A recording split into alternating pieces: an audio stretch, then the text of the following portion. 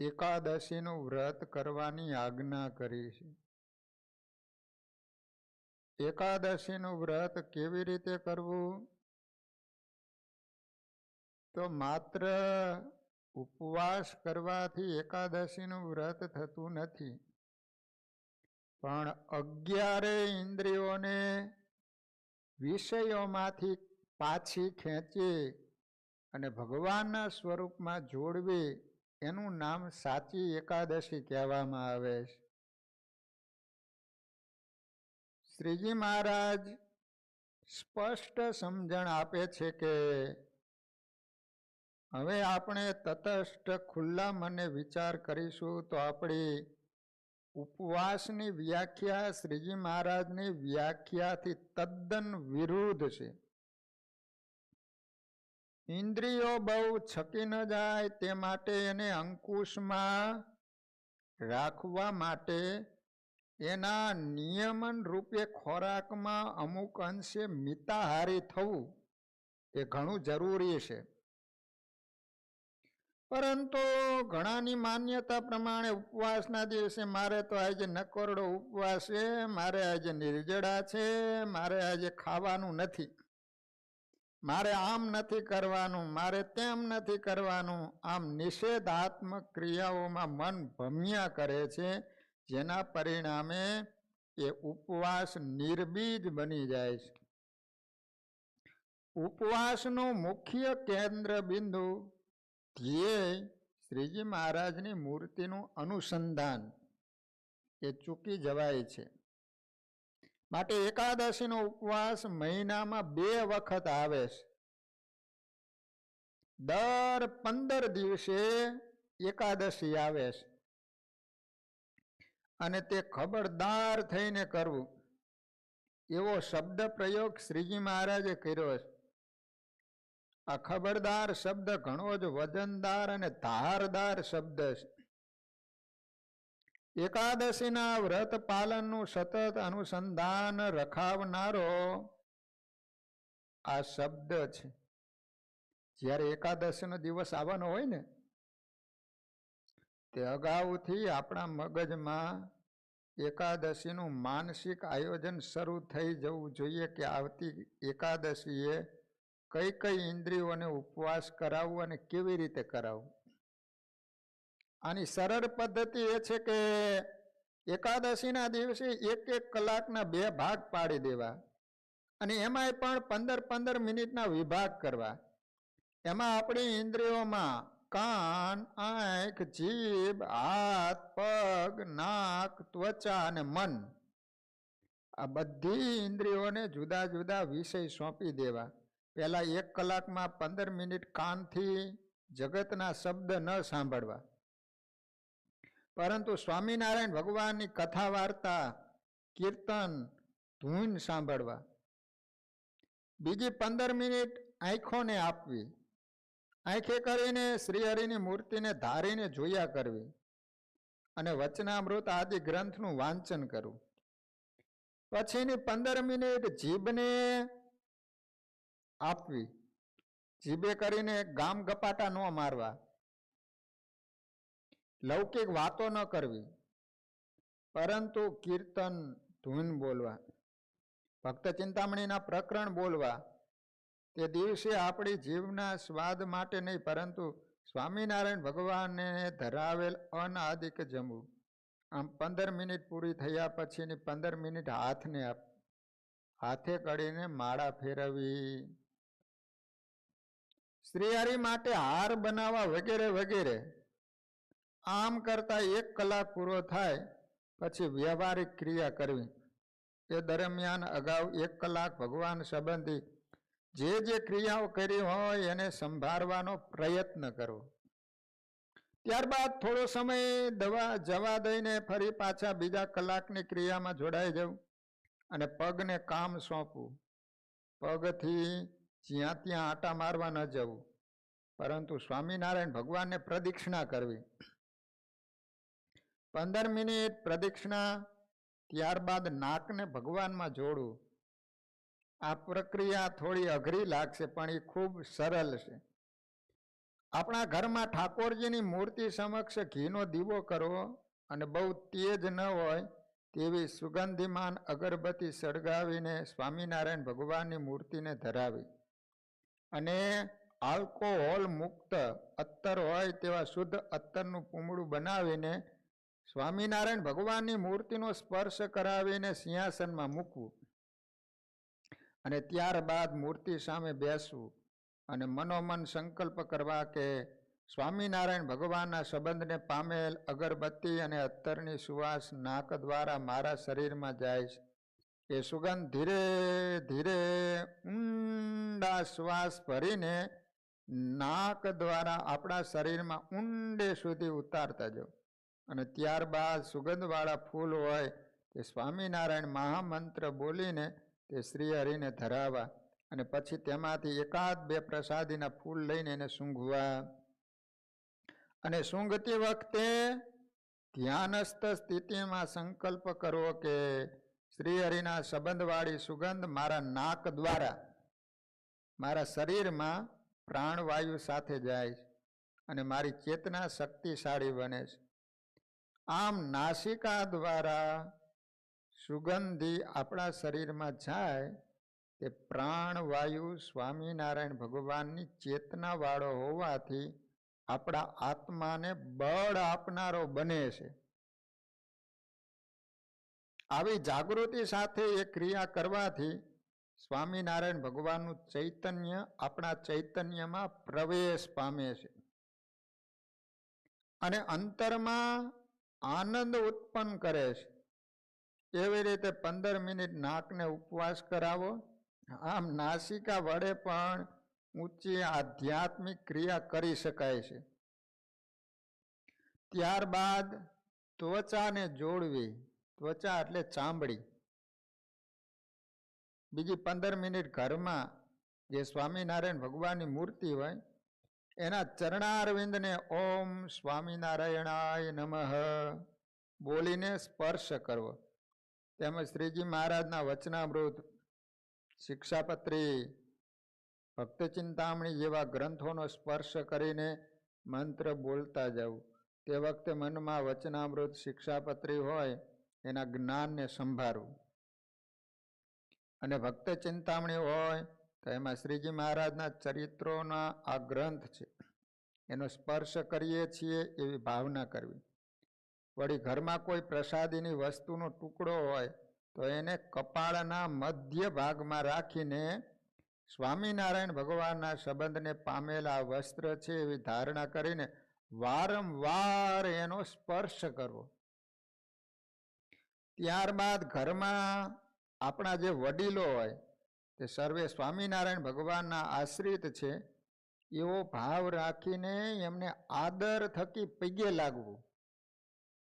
આમ ત્વચાને 15 મિનિટ સ્વામિનારાયણ ભગવાનનો તથા એમના શાસ્ત્રોનો તથા એમના ભક્તોનો સંબંધ કરાવો. પછી 15 મિનિટ મનને પકડવું. મનમાં જગતના ઘાટ ન કરવા. સ્વામિનારાયણ ભગવાનના લીલા ચરિત્રો સંભાળવા અને દરેક વખતે જુદા જુદા સ્થાનો લેવા. કોઈ પણ એક સ્થાન પકડીને તે સ્થાનમાં શ્રીજી મહારાજે શું શું લીલા કરી હતી એ સંભાળવું. વૃત્તિ દ્વારા સત્સંગના જુદા જુદા સ્થાનોમાં જવું અને જુદા જુદા પ્રસાદીના સ્થાનોના દર્શન કરવા. તેમજ જે વચનામૃત વાંચ્યું હોય તે અથવા તો વચનામૃતની જુદી જુદી વાતોને મનમાં ધારવી. આમ કરવાથી મનમાં ભગવાનના જ્ઞાનનો અંશ પડે અને મન શુદ્ધ બને. આમ શ્રીહરિના જ્ઞાન અને લીલાનો સંબંધ થવાથી મન બળવાન બને છે. જો કોઈ ખબરદાર થઈને આટલું કરે તો એની ભાવ દશા બદલાઈ જાય છે, એનું જીવન બદલાઈ જાય છે. કારણ જે આટલું ભજન થવું, સ્મરણ થવું એનો કેફ રહે છે, જેની એક ચોક્કસ અસર થાય છે. આમ કરવાથી વિચારો કપાય છે, વિચારોમાં શુદ્ધિ આવે છે. આવો એક દિવસ પસાર થાય પછી એની સ્મૃતિમાં થોડા દિવસ ચાલ્યા જાય છે અને પછી વળી બીજી એકાદશીની પ્રતીક્ષા શરૂ થઈ જાય. આમ ભગવાનના સંબંધવાળી પ્રક્રિયા ચાલુ ને ચાલુ જ રહે. માટે શ્રીજી મહારાજ વચનામૃત ગરડા મધ્ય પ્રકરણના 8માં એકાદશી અંગે છેલ્લે કહે છે કે એ વાતમાં હિંમત હારવી નહીં, એવી રીતે જે હિંમત રાખીને જેવું મોરે કહ્યું તેવું એકાદશીનું વ્રત કરે અને ભગવાનની કથા કીર્તનાદિકને કરે અને સાંભળે, રાત્રિએ જાગરણ કરે તો એ વ્રત સાચું. રાતે જાગરણ કરવાનું. અને શાસ્ત્રમાં એનું નામ જ એકાદશી કહીશ. અહીંયા શ્રીજી મહારાજ હિંમતની વાત કરે છે, તે અગત્યની છે. હિંમત ત્યારે આવે છે જ્યારે આ અંગેની અગત્યતા સમજાય. કોઈ એકાદશીના દિવસે 2 કલાક કાઢી ન શકે તો 15 મિનિટના બદલે 10 મિનિટ અગાઉ સમજાવ્યા પ્રમાણેની ક્રિયા કરવી, પરંતુ કાયર થઈને વાત મૂકી દેવી નહીં. ઘરના સભ્યો હોય ભેગા બેસીને થોડી વાર ધૂન બોલે, કીર્તન બોલે, અને જેમાં સ્વામિનારાયણ ભગવાનની મૂર્તિનો એમના મૂળ સ્થાનનો સીધો સંબંધ હોય એવી વિડીયો દ્વારા એનું દર્શન કરે અને રાત્રિના 12 વાગ્યા સુધી જાગરણ કરીને આખો દિવસ ભગવત પરાયણ રહેવાય એવો ઉપાય કરે. આવા ભક્તોના જીવનમાં સત્સંગના પાયા મજબૂત થાય છે.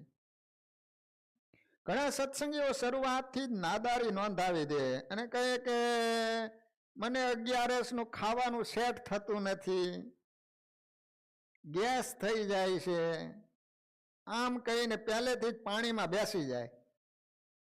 પરંતુ જેમ કોઈ સૈનિક માર્ચ પરેડમાં ઢીલો થઈ જાય તે બોર્ડર પર શું લડી શકે, એનાથી કાંઈ થાય નહીં, એમ આવી ડરપોકતા વાળી બુદ્ધિ અને મનોવૃત્તિ વાળા જીવ સત્સંગમાં કોઈ દિવસ પ્રગતિ કરી શકતા નથી.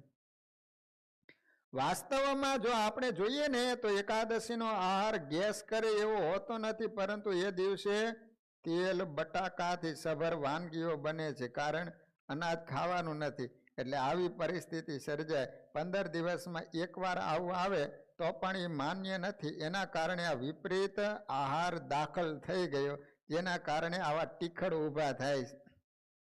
માટે જે સમજુ હોય, વિવેકી હોય અને 11ને દિવસે શરીર ક્રિયાશીલ રહી શકે, સ્ફૂર્તિમાં રહી શકે એવો આહાર લેવો જોઈએ. ફળ, જ્યુસ વગેરે ભગવાનને ધરાવીને લેવા જોઈએ, જેથી આખો દિવસ ભગવાન ભજવાની ક્રિયામાં ખલેલ ન પહોંચે અને મગજમાં સ્ફૂર્તિ રહે. પણ આખો દિવસ કાંઈ જ ન લે અને ઢીલી ગેસ જેવા થઈ જવાય તો એનો પણ કોઈ અર્થ નથી. કારણ સરવાળે ભજન અને ભગવાનની મૂર્તિનો યોગ અગત્યનો છે. વિદેશમાં અને ભારતમાં પણ હવે તો ઘણા ખૂબ જ વ્યસ્ત હોય છે. ઘણીવાર એકાદશીના દિવસે જ કોઈ અનિવાર્ય સંજોગો આવે, જેને કારણે એ દિવસે અગાઉ બતાવ્યા પ્રમાણેનો સમય કાઢીને તે મુજબ ક્રિયા ન થઈ શકે તેમ હોય. અને જો એકાદશીના દિવસે આ ક્રિયા થાય તો ઠીક છે, પરંતુ અનિવાર્ય સંજોગોને કારણે જો તે શક્ય ન હોય તો જે નજીકનો દિવસ અનુકૂળ હોય તે દિવસે આ ક્રિયા કરી લેવી. મુખ્યતઃ મહિનામાં 2 દિવસ અગાઉ વર્ણન કર્યા મુજબના ભજનયુક્ત દિવસ પસાર થાય એ ખૂબ જ અગત્યનું છે. દર મહિને આવા 2 દિવસ પસાર થાય તો ઇન્દ્રિયો, મન, બુદ્ધિમાં ફેર પડવા માંડે અને સ્વામિનારાયણ ભગવાનની આપણા ઉપર પ્રસન્નતા ઉતરવા માંડે. એકાદશી આવે અને ઘણાના મોઢાના હાવભાવ બદલાઈ જાય. એક ભારરૂપ દિવસ પસાર કરવાનો હોય ને એવી મનોદશા થઈ જાય. પરંતુ એકાદશી આપણા અંતઃકરણ અને જીવના આધ્યાત્મિક બળને વધારનારું વ્રત છે.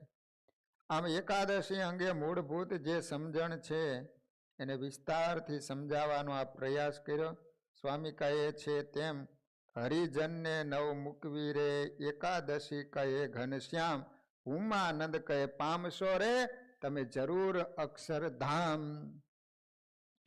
શ્રીજી મહારાજના દ્રઢ આશ્રિત થવું હોય એને એકાદશીનું વ્રત અત્રે સમજાયા મુજબ અવશ્ય કરવું જોઈએ. એકાદશી પ્રત્યેનો આપણો અભિગમ બદલી નાખવો જોઈએ અને વ્રત અને ઉપવાસની રીત બદલીને વ્રતના કેન્દ્ર સ્થાને સ્વામિનારાયણ ભગવાનને સ્થાપી દઈએ તો આપણી એકાદશી સબીજ બને છે. એના ફળ સ્વરૂપે ભૂમાનંદ સ્વામી કહે છે કે આ વ્રતનું શ્રદ્ધાથી નિત્ય પાલન કરે એ જીવ અક્ષરધામને પામે છે, એમાં કોઈ શંકા નથી. આ રીતે વાલા ભક્તજનો, એકાદશીનું વ્રત કેવી રીતે કરવું એનું સુંદર મજાનું વર્ણન કરવામાં આવ્યું કે આ રીતે 11 ઇન્દ્રિયોને ભગવાનના સ્વરૂપમાં છોડી દેવી. હવે વાત આવે છે બ્રાહ્મ મુહૂર્તમાં જાગવું. બ્રાહ્મ મુહૂર્ત એટલે વહેલા 4, 4:30 વાગ્યાનો સમય, 5 વાગ્યાનો સમય, એને બ્રાહ્મ મુહૂર્ત કહેવામાં આવે. તો સવારે વહેલો જે ઉઠે છે એને શું ફાયદા થાય છે, શા માટે વહેલા ઉઠવું જોઈએ, સરસ એનું સમજાવવામાં આવ્યું છે. ભગવાને પ્રવૃત્તિ માટે દિવસ અને વિશ્રાંતિ માટે રાત્રિનું નિર્માણ કર્યું છે. રાત પડે એટલે તમારે વિશ્રાંતિ લેવી, આરામ કરવાનો, દિવસે પ્રવૃત્તિ કરવાની. પરંતુ વર્તમાન સમયમાં નિશાચરો જેવા લોકો દિવસે ઊંઘે અને રાત્રે જાગરણ કરતા જોવા મળે. રાત પાડી ચોકીદારી કરતા કે રાત પાડીમાં કામ કરવાની ફરજ પડતી હોય એની વાત જુદી છે, પરંતુ જો વિના કારણે ઊંઘવા જાગવાના કુદરતી ક્રમ અનુસરતા નથી તેઓ પોતે જ પોતાના પગ ઉપર કુવાડો મારી રહ્યા છે. ગુજરાતીમાં એક કહેવત છે કે રાત્રે વહેલો જે સૂવે વહેલો ઉઠે વીર, બળ બુદ્ધિ ને ધન વધે સુખમાં રહે શરીર. જો રાત્રે વહેલો સૂઈ જાય અને વહેલો ઉઠે તો એની શરીરમાં તાકાત શક્તિ વધે, એની બુદ્ધિ વધે, એને ત્યાં ધન વધે. આટલો ફાયદો થાય વહેલા ઉઠવાથી. અંગ્રેજીમાં કહેવત છે કે early to go bed and early to rise makes man healthy, wealthy and wise. અર્થાત રાત્રે વહેલા સૂવું અને સવારે વહેલા ઉઠવાથી માણસ તંદુરસ્ત, ધનવાન અને બુદ્ધિવાન બને છે. હેલ્થી, વેલ્થી એન્ડ વાઇઝ, બુદ્ધિવાન બને છે. સવારે વહેલા ઉઠવાની વાતનું સમર્થન માત્ર ભારતીય ઋષિ મુનિઓએ જ નહીં, પાશ્ચાત્ય ચિંતકોએ પણ કર્યું છે. કહેવાય છે કે જર્મનીના મહાન ચિંતક કાન્ટે વહેલી સવારે પોતાને જગાડવા માટે ખાસ નોકર રાખ્યો હતો. સોક્રેટિસ, પ્લેટો વગેરે પાશ્ચાત્ય હોય કે રવિન્દ્રનાથ ટાગોર, સ્વામી વિવેકાનંદ વગેરે જે કોઈ પૂર્વના મહાન માણસો થઈ ગયા, તેઓ પોતાના જીવનમાં ડોક્યું કરતા જોવા જાણવા મળે છે કે તેઓ વહેલી સવારે જાગનારા હતા. કળા, સાહિત્ય, ઉદ્યોગો, અધ્યાત્મ વગેરે વગેરે ક્ષેત્રના મહારથીઓના જીવનમાં વહેલી સવારે જાગવાનો એક વણ લખ્યો ચીલચીલો જોવા મળે છે. મહાન માણસોની મહાનતા પાછળ વહેલું ઉઠવાની ક્રિયાએ મહત્વનો ભાગ ભજવ્યો હશે. સૂર્યોદય પછી જાગનાર સૂર્યવંશી જીવનમાં કોઈ મહાન સિદ્ધિ હાંસલ કરી શકતા નથી. બ્રાહ્મ મુહૂર્તમાં જાગવાથી એક નહીં અનેક ફાયદા થાય છે. વહેલી સવારે સૂર્યોદય વેળાએ વાતાવરણમાં ઓક્સિજનની માત્રા પૂર્ણ પ્રમાણમાં હોય છે. સવારે વહેલા જાગનારને આ ઓક્સિજન કહેતા પ્રાણવાયુ પુષ્કળ પ્રમાણમાં મળે છે. સભાનતા પૂર્વક લેવાતા શ્વાસને નિદ્રાધીન સ્થિતિમાં લેવાતા શ્વાસ વચ્ચે ખૂબ મોટું અંતર છે. સભાનતા પૂર્વક શ્વાસ લેવાથી આખા શરીરને પૂરતા પ્રમાણમાં ઓક્સિજન મળે છે અને સર્વ અંગોની કાર્યક્ષમતામાં વધારો થાય છે. બૌદ્ધિક કાર્યો કરનાર ચિંતકો, લેખકો, કવિઓ, વૈજ્ઞાનિકો વગેરે વહેલી સવારે કામ કરનારને બૌદ્ધિક શ્રમ ઓછો કરવો પડે છે. નિંદ્રાધીન સ્થિતિમાં શ્વાસોશ્વાસની પ્રક્રિયા ચાલતી જ હોય છે, પરંતુ તેમાંથી માત્ર હૃદય જ કાર્યરત રહે છે. શરીરના અન્ય અંગોને ઓક્સિજનનો પૂરતો પુરવઠો મળતો નથી.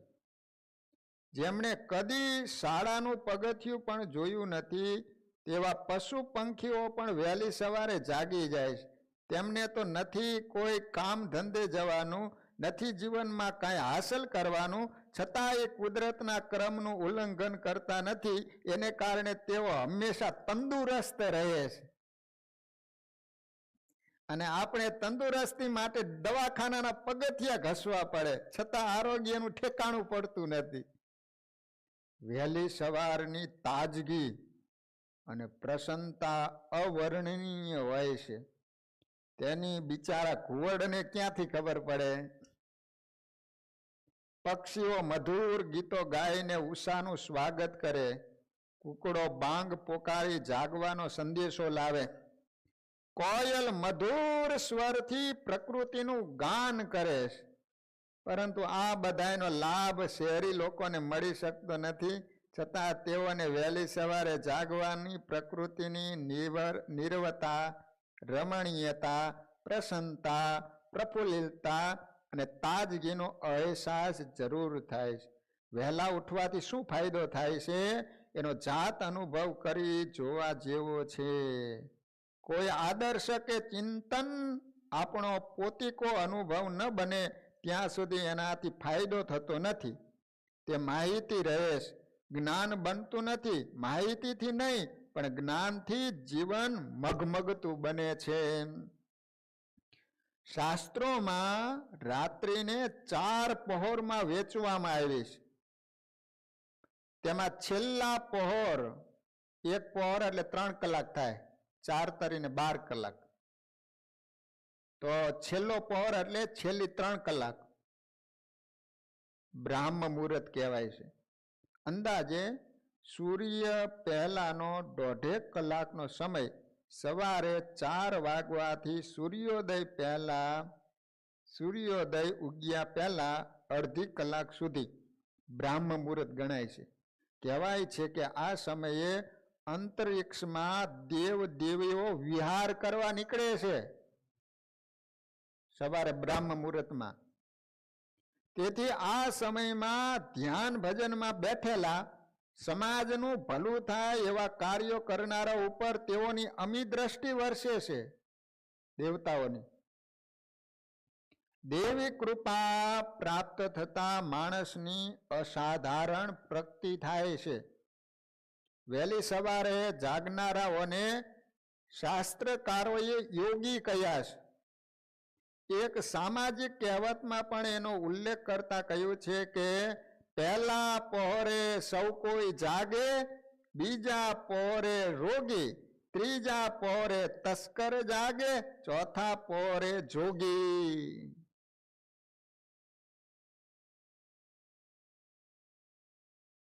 આયુર્વેદમાં પણ મહર્ષિ ચરક કહે છે વર્ણ કીર્તિ મતિ લક્ષ્મી સ્વાસ્થ્ય માયુષ્ય વિંદતિ બ્રાહ્મે મુહૂર્તે સમજાગ્રત શ્રિયમ વા પંકજમ યથા. કહેતા બ્રાહ્મ મુહૂર્તમાં ઉઠનાર પુરુષ સૌંદર્ય, લક્ષ્મી, સ્વાસ્થ્ય, આયુષ્ય વગેરેને પ્રાપ્ત કરે છે. તેનું શરીર કમળની સમાન સુંદર બની રહે છે. વહેલો ઉઠીને કેટલા બધા ફાયદા થાય છે. એક તો એ સૌંદર્ય બને, પછી એને ત્યાં લક્ષ્મી આવે છે, પછી શરીર સ્વાસ્થ્ય બને, એની આયુષ્ય વધે છે, અને શરીર છે ને કમળની સમાન સુંદર બને છે. વહેલો ઉઠીને આટલા ફાયદા થાય. આમ બ્રાહ્મ મુહૂર્તમાં તન મન તંદુરસ્ત અને પ્રફુલ્લિત રહે છે. એક હરિભગત ને 9 વાગે ફોન કર્યો કે સ્વામી અત્યારે ઉઠો છું. બ્રાહ્મ મુહૂર્તમાં તન મન તંદુરસ્ત અને પ્રફુલ્લિત રહે છે. તેથી દરેક ધર્મ સંપ્રદાયના મહાપુરુષોએ બ્રાહ્મ મુહૂર્તમાં ઉઠવાની વાતને અનુમોદન આપ્યું છે. પરસ્પર તદ્દન વિરોધી વિચારસરણી ધરાવતા સંપ્રદાયો પણ વહેલા જાગવા બાબતે એકમત છે. દિવસભરની પ્રવૃત્તિની સફળતાનું મૂળ વહેલી સવારના આયોજનમાં રહેલું છે. તમારે કોઈ પણ નિર્ણયનું આયોજન કરવું હોય ને તો વહેલા ઉઠીને કરો. જેની રાત્રિ મોડી પડતી હોય તેનો દિવસ પણ મોડો ઉગે છે. પાઘડીનો વળ છેલ્લે જેવું બને છે. માટે જેમણે જીવનમાં અહિક પારલૌકિક કંઈક મેળવવું હોય, સુખી થવું હોય, તેમણે સવારે વહેલા ઉઠવાની ટેવ પાડવી. Early to bed. સવારે સમયસર જાગવા, રાત્રે સમયસર નિદ્રાધીન થવું જોઈએ. એટલે રાત્રિના 12 વાગ્યા સુધી ટીવી જો કરે તો પછી મોડા જ ઉઠે ને. જે વ્યક્તિ કુદરતના પ્રવાહ સાથે વહે છે તેને જ કુદરત સહાયતા કરે છે. દરેક સંપ્રદાયના ધર્મ ગ્રંથોમાં સવારે સૂર્યોદય પહેલા જાગવાની વાત લખેલી જોવા મળે છે. ધર્મને માણસના સુવા જાગવા સાથે શું મતલબ? છતાં જાગવાની વાત લખી છે. કારણ કે તેનાથી માણસનું આધ્યાત્મિક ઉત્થાન થાય છે, આરોગ્ય સારું રહે છે. એકવાર વહેલા ઉઠવાનો અનુભવ કરી જુઓ. આ રીતે સવારે વહેલા ઉઠવાથી કેટલા ફાયદા થાય છે એની તમને વાત કરી. હવે પશુ પંખીઓ અધર્માચરણ કરતા નથી. અધર્મ કરતા હોય ને તો માત્ર એક માણસ. સમગ્ર બ્રહ્માંડમાં 2 તત્વ છે, એક જળ અને બીજું ચૈતન્ય. જેનામાં જીવ હોય, સંવેદના હોય, એને ચેતન કહેવાય છે. પશુ, પંખી, વૃક્ષ, મનુષ્ય વગેરે ચેતન છે, જેની અંદર જીવ છે. કારણ કે તેનામાં જીવ છે, તે સુખ, દુઃખ, ભૂખ, તરસ, હર્ષ, શોક વગેરે અનુભવે છે. શાસ્ત્રોમાં બતાવેલા પાપ, પુણ્ય, સદાચાર, દુરાચારના ખ્યાલો વગેરે ચેતનને લાગુ પડે છે. દરેક ચેતન તત્વ સ્વતંત્ર છે, તે પોતાની ઈચ્છામાં આવે એ પ્રમાણે કરી શકે. જોકે વૃક્ષ, વેલી વગેરે પરાધીન હોવા છતાં તેનું પોતાનું કાંઈ ચાલતું નથી, તેથી અત્રે આપણે એની ચર્ચા કરતા નથી. મનુષ્ય સિવાયના પશુ, પંખી વગેરે સજીવો ક્યારેય અધર્માચરણ કરતા નથી કે પોતાની મર્યાદા લોપતા નથી.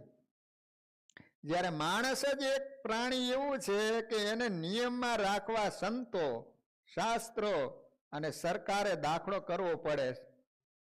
માણસને માણસ થાય એમ કેવું પડે, પશુને કોઈ દિવસ પશુ થાય એમ કેવું પડે, માણાને કેવું પડે માણા થા માણા.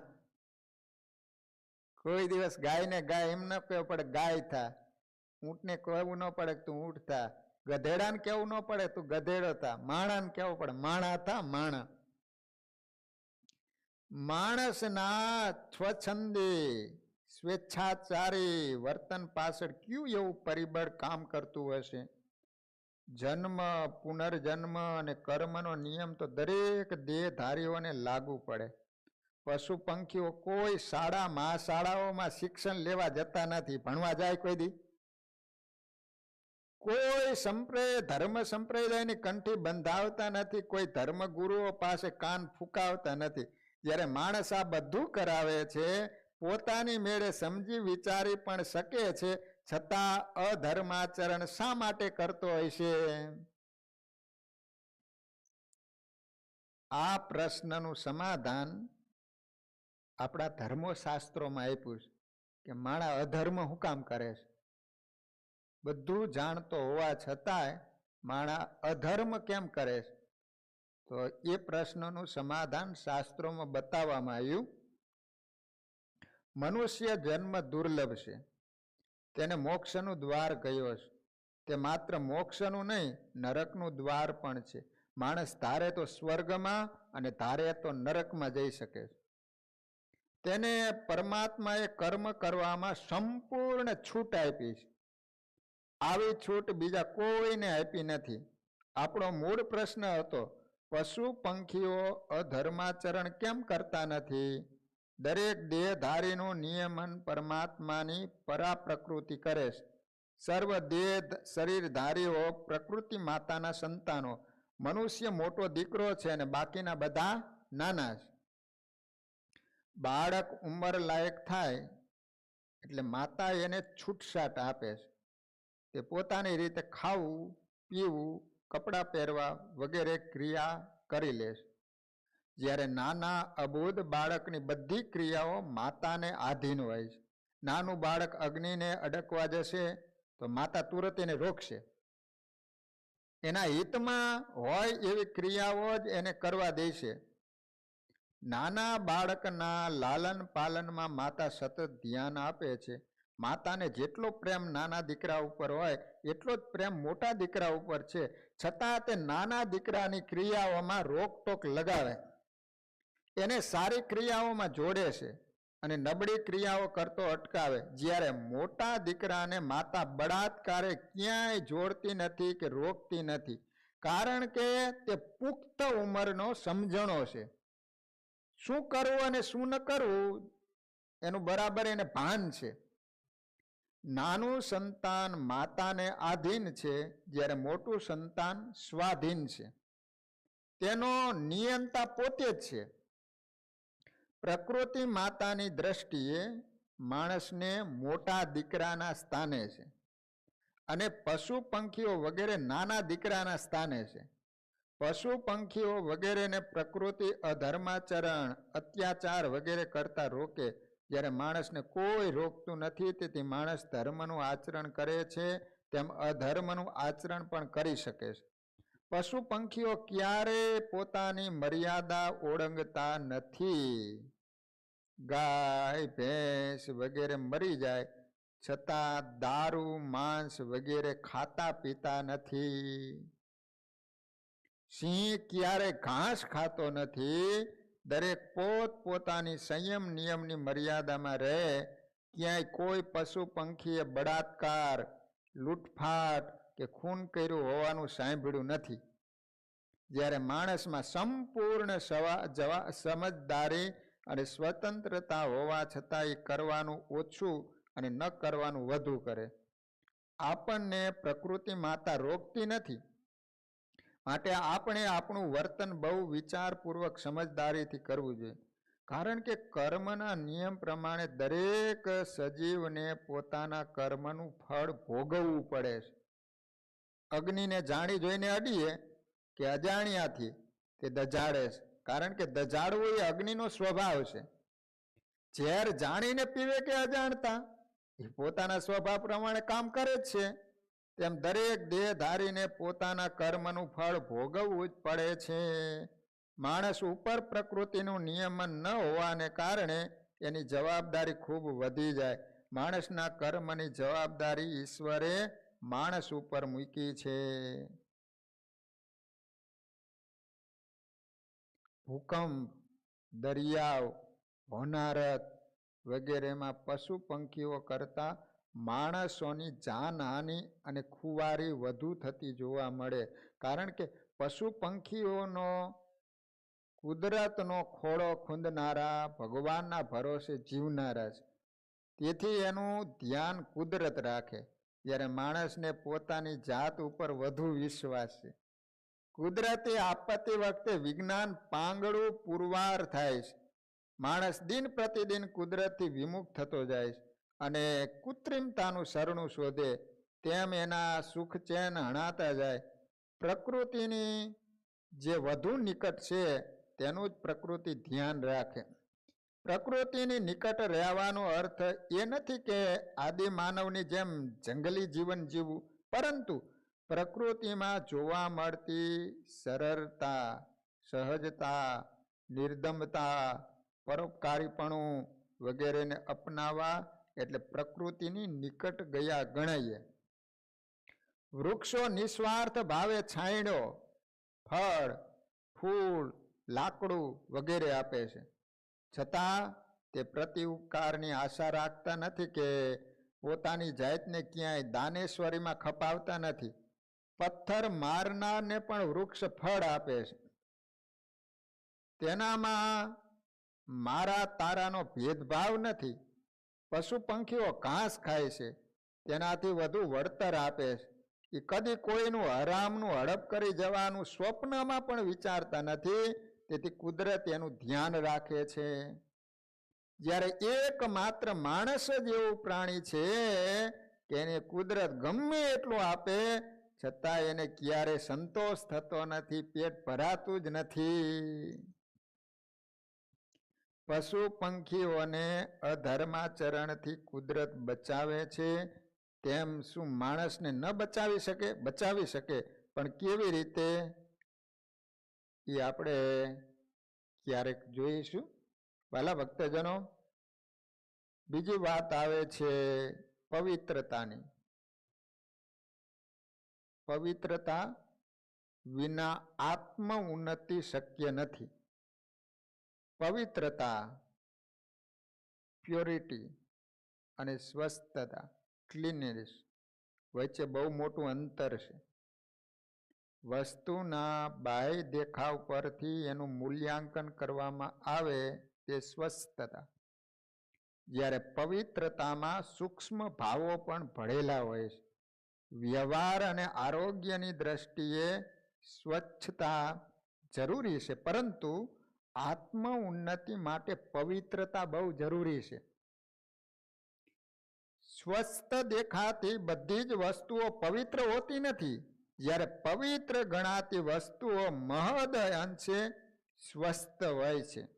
દાખલા તરીકે કોઈએ પીધેલું એઠું પાણી દેખાવમાં સ્વચ્છ લાગે છે, પરંતુ તે પવિત્ર નથી. ચેપી રોગના દર્દીએ ખાધેલ પીધેલ પદાર્થ, એના કપડાં વગેરે સ્વચ્છ જરૂર છે, પરંતુ તેના સંસર્ગમાં આવનાર ચેપી રોગથી બચી શકતો નથી. આલોક અને પરલોકમાં જીવનું પરમ શ્રેય કરવા આપણા ઋષિ મુનિઓએ પવિત્રતાના ખ્યાલને ખૂબ જ મહત્વ આપ્યું છે. કદાચ કોઈ વસ્તુ પદાર્થ સ્વચ્છ ન લાગતો હોય તો ચાલે, પણ એ અપવિત્ર તો હર બીજ ન ચાલે. ગંગાજળ, તુલસી પત્ર, પીપળો વગેરેને પવિત્ર ગણવામાં આવે છે. આપણા આચાર વિચાર અને વ્યવહાર સંબંધી જે આદેશો ધર્મશાસ્ત્રોમાં આપ્યા છે ને, એમાં પવિત્રતાને ધ્યાનમાં રાખવામાં આવી છે. જેની રહેણી કરણી પવિત્ર હોય તે હંમેશા તન મનથી તંદુરસ્ત રહે. આરોગ્ય માટે સ્વચ્છતા કરતા પવિત્રતાને વધુ મહત્વ આપવું જોઈએ. સ્વચ્છતાનો ખ્યાલ પાશ્ચાત્ય છે, જ્યારે પવિત્રતાનો ખ્યાલ ભારતીય છે. પવિત્રતા ભારતીય છે એટલે મહાન છે એવું નથી, પણ આજના વિજ્ઞાને પણ સિદ્ધ કર્યું છે કે પવિત્રતામાં સ્થૂળ અને સૂક્ષ્મ બંને ભાવોનો સમાવેશ થાય છે, જ્યારે સ્વચ્છતામાં વસ્તુતાના માત્ર બાહ્ય સ્થૂળ સ્વરૂપને જ મહત્વ મળે છે.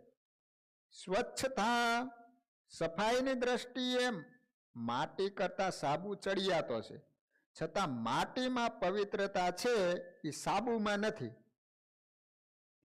સૂક્ષ્મ અતિ સૂક્ષ્મ બેક્ટેરિયાનો નાશ કરવાની શક્તિ માટીમાં છે, તેવી સાબુમાં નથી. એવું હવે તો વિજ્ઞાને પણ સ્વીકારેલું છે. જીવનના સર્વાંગી વિકાસ માટે વહેલો મોડો સૌએ પવિત્રતાનો સ્વીકાર કરવો જ પડશે. સ્વચ્છતા કરતા પવિત્રતાનો ખ્યાલ અનેક ગણો મહાન છે. બધું સ્વચ્છ દેખાતું પવિત્ર હોતું નથી, તેથી મુમુક્ષુએ પવિત્રતાને નજર સમક્ષ રાખીને યોગ્ય અયોગ્યતાનો નિર્ણય કરવો હિતાવહ છે. હવે વાત આવે છે સમર્પણની. સમર્પણ કોને કહેવાય? કોઈ પણ વ્યક્તિ કે વસ્તુ પોતાની આગવી વિશેષતા, વિશિષ્ટતાઓ, ગુણધર્મનો ત્યાગ ન કરી દે ત્યાં સુધી તેનું રૂપાંતર શક્ય નથી. જેમ કે દૂધ પોતાનું અસ્તિત્વ જતું કરે ત્યારે તેમાંથી દહીં બને છે. જો દૂધ પોતાની લાક્ષણિકતાને જાળવી રાખે તો એમાંથી દહીં ન બની શકે. વ્યવહારમાં જેમ રૂપાંતરની પ્રક્રિયા થાય તેવું જ અધ્યાત્મમાં છે, એને કહેવામાં આવે છે સમર્પણ. શરણાગતિ અને સમર્પણ વચ્ચે બહુ મોટું અંતર છે. શું કીધું? સમર્પણ અને શરણાગતિ. જીવ ભગવાનનો આશ્રય સ્વીકારે એને શરણાગતિ કહેવાય છે, જ્યારે સમર્પણમાં જીવ પોતાનું સર્વસ્વ ભગવાનને અર્પણ કરે છે. શરણાગતિમાં આત્મા અને પરમાત્મા વચ્ચે ઐક્ય સધાતું નથી, દ્વૈત રહે છે. જીવની સ્વતંત્રતા સત્તા છે, જ્યારે સમર્પણમાં બંને વચ્ચે ઐક્ય, અદ્વૈત, વિશિષ્ટાદ્વૈત સધાય છે. સાધના કે ભક્તિ માર્ગમાં સમર્પણ એ છેલ્લું સ્ટેજ છે. અદ્વૈત વેદાંતમાં પરબ્રહ્મમાં જીવના ઐક્ય ભાવની સિદ્ધ કરવાની પ્રક્રિયા, સાધનાનું અંતિમ લક્ષ્ય બ્રહ્મરૂપની પ્રાપ્તિ. જ્યારે ભક્તિ માર્ગમાં જીવ પોતાનું સર્વસ્વ પરમાત્માને અર્પણ કરે છે. એ પરમાત્માથી અલગ પોતાના સ્વતંત્ર અસ્તિત્વની પણ આકાંક્ષા રાખતો નથી. આ ભાવની સિદ્ધિ એ જ પરાભક્તિ છે, પરાકાષ્ઠા છે, પરમ પદ છે અને પરમ પ્રાપ્તિ છે. જો પાણીનું એક બુંદ અને સાગર બંને જુદા છે. સાગર મહાન છે જ્યારે બુંદ અલ્પ છે. પાણીનું ટૂંકું નાનું છે, સાગર અલ્પ મહાન છે, મોટો છે. શુદ્ધ છે, પરંતુ જ્યારે બુંદ પોતાનું બુંદપણું છોડીને સાગરમાં મળી જાય, સમર્પિત થઈ જાય, ત્યારે બુંદ સાગર બની જાય. જ્યાં સુધી બુંદ પોતાનું બુંદપણું છોડે નહીં ત્યાં સુધી લાખ કોશિશ કરે છતાં સાગર બની શકતું નથી, કે કોઈ એને સાગર બનાવી શકતું નથી. સાગર બનવાનો એક અને માત્ર એક જ રસ્તો છે કે બુંદે સાગરને સમર્પિત થઈ જવું પડે. જે ઘડીએ બુંદ સાગરને સમર્પિત થઈ જાય તે ઘડીએ વિશ્વની કોઈ તાકાત એને સાગર બનતું રોકી શકતી નથી. બીજ જ્યાં સુધી પોતાનો બીજ ભાવ ન છોડે ત્યાં સુધી તેમાંથી વડનું ઘેઘૂર વૃક્ષ બનતું નથી. વડ વૃક્ષ બનવાનો એક અને એક માત્ર રસ્તો છે કે બીજે પોતાનું બીજપણું છોડી દેવું, સ્વ અસ્તિત્વ નામરૂપ દફનાવી દેવા. બીજ જો એક તલ ભાર પણ પોતાનું અસ્તિત્વ ટકાવવા પ્રયત્ન કરશે ત્યાં સુધી વૃક્ષ નહીં પાંગરે. કંઈક મેળવવા કંઈક તો છોડવું જ પડે. ભગવાનની શરણાગતિથી જીવને સુખ, શાંતિ, સંપત્તિ, સંતતિ વગેરે બધું જ મળે, પરંતુ તેનામાં દિવ્યતા આવતી નથી. તે વ્યક્તિ મટી વિભુ બની શકતો નથી. જીવ જ્યારે ભગવાનને સમર્પિત થઈ જાય છે ને ત્યારે એના માધ્યમથી સ્વયં પરમાત્મા કાર્ય કરે છે. સમર્પિત વ્યક્તિની આંખોથી સ્વયં ભગવાન જુએ છે. ભગવાન એવા ભક્તના કાનથી સાંભળે છે, જીવાથી બોલે છે, પગથી ચાલે છે, અર્થાત એવા ભક્તની સર્વ ક્રિયા ભગવદ ક્રિયા બની જાય છે. તેની સેવાનું ફળ ભગવાનની સેવાના ફળ બરાબર થાય છે. ઝરણાનું પાણી જુદું હોય ત્યાં સુધી એના રંગ, રૂપ, સ્વાદ, ઓળખ અલગ હોય છે, પરંતુ જ્યારે સમુદ્રમાં મળી જાય ને પછી એને ઝરણાનું પાણી કહેવાતું નથી, સમુદ્ર જળ બની જાય છે અને એમાં બધી નદીઓનો નિવાસ થઈ જાય છે. સંપૂર્ણ સમર્પણ વિના જીવનમાં આમૂલ્ય પરિવર્તન આવતું નથી.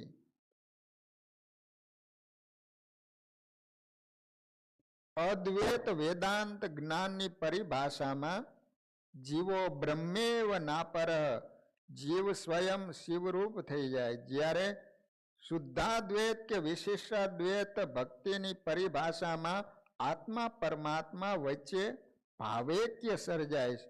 ક્યારેક અતિસ્નેહના કારણે ભક્ત ભગવાનના સ્વરૂપમાં લીન થઈ જાય તો ક્યારેક સેવક રૂપે પૃથક રહીને સેવા કરે. ટૂંકમાં સમર્પિત જીવના માથેથી જન્મ મરણનો ફેરો ઉતરી જાય છે, કર્મ બંધન છૂટી જાય છે. સમર્પણ વિના આત્યંતિક કલ્યાણ થતું નથી. સાષ્ટાંગ દંડવત પ્રણામની પ્રણાલી ભક્તિ માર્ગમાં સમર્પણનો ભાવ પ્રગટ કરે. અંતરના તલસાટ વિના સમર્પણ શક્ય બનતું નથી. કોઈની કંઠી બાંધી લેવી કે કાન ફૂંકાવી લેવા એ સમર્પણ નથી. આગ જોઈને પતંગિયો જેમ યાહોમ કરીને કૂદી પડે છે એમ પોતાનું સર્વસ્વ ભગવાનને ન્યછાવર અર્પણ કરવાથી સમર્પણ શક્ય બને. સમર્પિત ભક્તને પછી બીજું કાંઈ કરવું રહેતું નથી, કારણ કે પછી ભગવાનની ઈચ્છા એ જ ભક્તની ઈચ્છા બની જાય. સમર્પણની વાત કરવી સહેલી છે પણ સમર્પિત થવું અઘરું છે,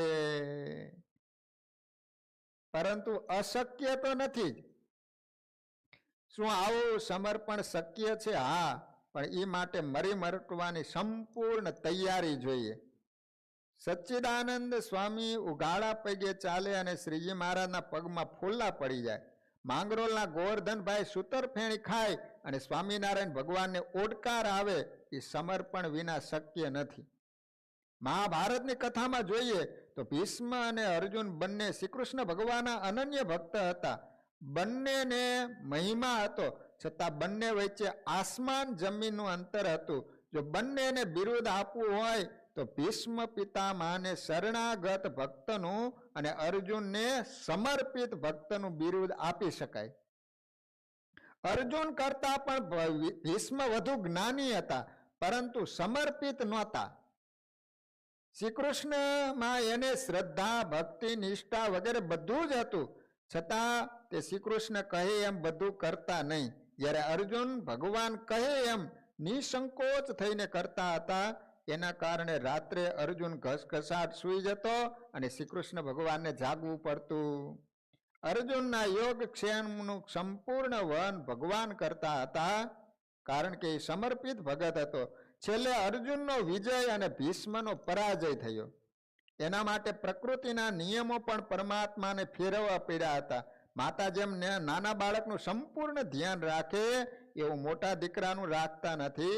સમર્પિત ભક્ત નાના બાળક જેવો છે, એની સંપૂર્ણ જવાબદારી ભગવાન વહન કરે. જ્યારે શરણાગત ભગત મોટો દીકરો છે, માતાને એના પ્રત્યે નાના જેટલી જ મમતા અને વહાલ છે, છતાં માતા પોતાનું નાના બાળક જેટલું ધ્યાન રાખતી નથી. અધ્યાત્મ સાધનાની શરણાગતિથી શરૂઆત અને સમર્પણથી પૂર્ણાહુતિ થાય. સમર્પણ પછી કાંઈ કરવા જેવું રહેતું નથી. વાલા ભક્તો, મન હોય તો માળવે જવાય. તાન રાખીશું તો વેમ મોડા જરૂર સમર્પિત સિદ્ધ થશે. પણ હિંમત હારીને બેસી રહેવાથી કાંઈ નહીં વળે. પૂર્ણતા પ્રાપ્ત કરવા વહેલા મોડા આ દિશામાં આગળ વધવું જ પડે. વાલા ભક્તજનો, કાલે પવિત્ર હરિજયંતિનો દિવસ છે. વાલા ભક્તજનો, એકાદશી ગુરુવારના દિવસે છે. બુધવારે નહીં પણ ગુરુવારના દિવસે એકાદશીનું વ્રત કરવાનું છે. આ વખતે દેવ પ્રબોધની એકાદશી ચાતુર્માસ પૂરો થશે.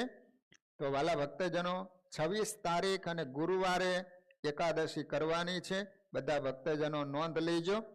તે દિવસે આપણા મંદિરમાં હાટડી પૂરવામાં આવશે. બધા શાકભાજી ભગવાનની પાસે મૂકવામાં આવશે અને 5 આરતી થશે એકાદશીના દિવસે. અને એકાદશી બાદ તમે રીંગણા મૂળા બધું જ શેરડીની ખાઈ શકશો.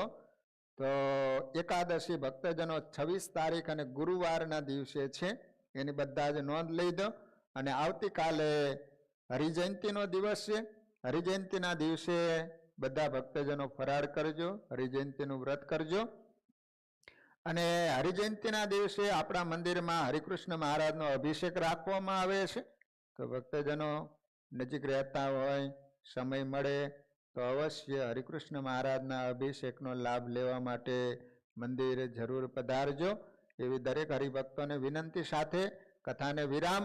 શ્રીપતિ શ્રીધરમ સર્વદેવેશ્વરમ ભક્તિધરમ આત્મજ વાસુદેવ મરી માધવમ કેશવ કામદમ કારણ સ્વામી